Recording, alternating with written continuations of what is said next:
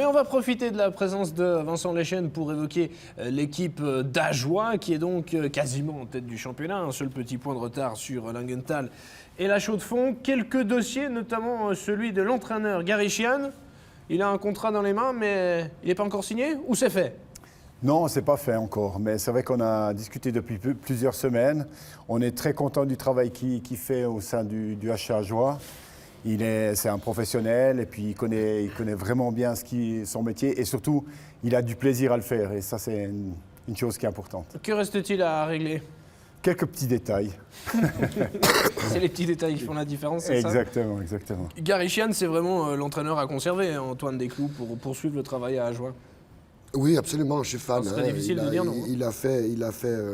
Déjà, il a fait beaucoup de temps dans chaque club où il est allé. Il a juste eu un peu de temps en Liga à Lausanne. Hein. On ne lui a pas donné sa chance.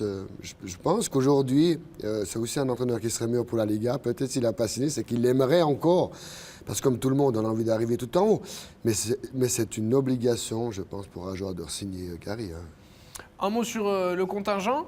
Alors il y a plusieurs questions à ce niveau-là. Donc cette saison, Constantin Schmid désormais ne reviendra pas, ça c'est une certitude. Ça va libérer un petit peu d'argent.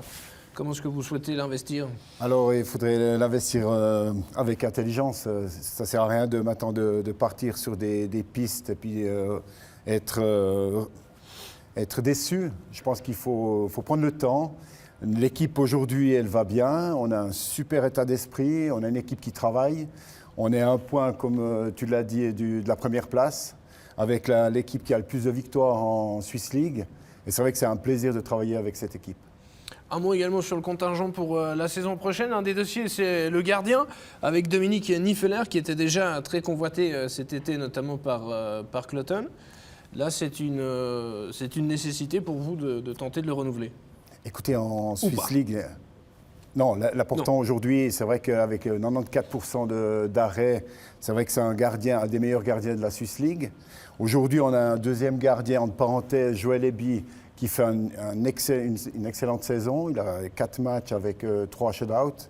Donc c'est vrai que Niffeler, c'est un gardien qu'on voudrait et qu'on va essayer de garder. Ça, c'est important. Vous savez, en Swiss League, c'est un bon gardien, 2 bons étrangers, quelques joueurs suisses qui tiennent la route et tu vas déjà un petit bout de chemin. Au niveau des contrats à renouveler, il y a énormément de joueurs. J'en ai compté 14 dont le contrat n'est pas valable pour la saison prochaine. Antoine, on avait évoqué également la situation de Bienne sur un studio de National League. Là aussi, pour Ajoie, une situation pas facile à négocier avec beaucoup d'éléments. C'est toujours difficile de conserver tout le monde lorsqu'on a autant de contrats à renouveler. C'est de nouveau à double tranchant cette question. L'année passée, combien il y en avait à signer? On a signé 9. L'année passée, la saison d'Ajoie, début de saison, n'était pas bon. Cette année, ils sont tous à vouloir re-signer. Ils sont tous à vouloir patiner.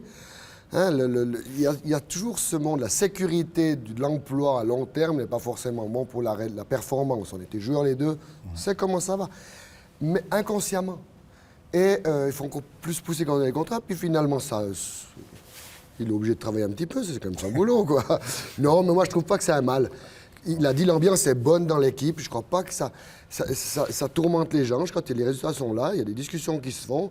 Puis à la fin, c'est deux personnes, Vincent avec le joueur, qui doivent signer, serrer la main, puis ils doivent aller vers le futur. Moi, je trouve que c'est des bonnes attitudes. J'aime beaucoup bien ce qu'ils font. Ben, j'aime mieux dans ce sens-là que des contrats interminables. Sur les 14 joueurs, quels sont ceux qui représentent votre priorité à ce jour?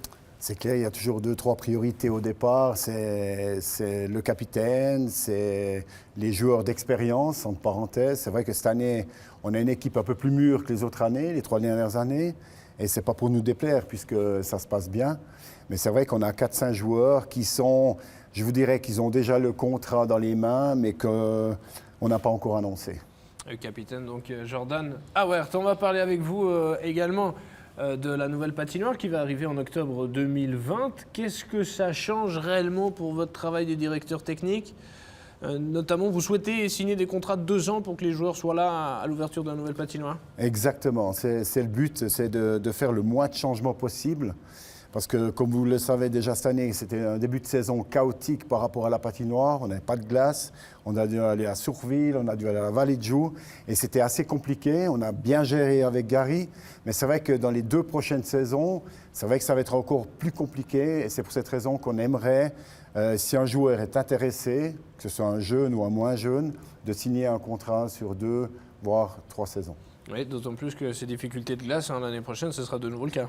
Exactement. Peut-être pas au mois d'août, mais dans la saison 2020-2021, ça sera très compliqué. Merci pour ces quelques informations donc, sur l'équipe d'Agen.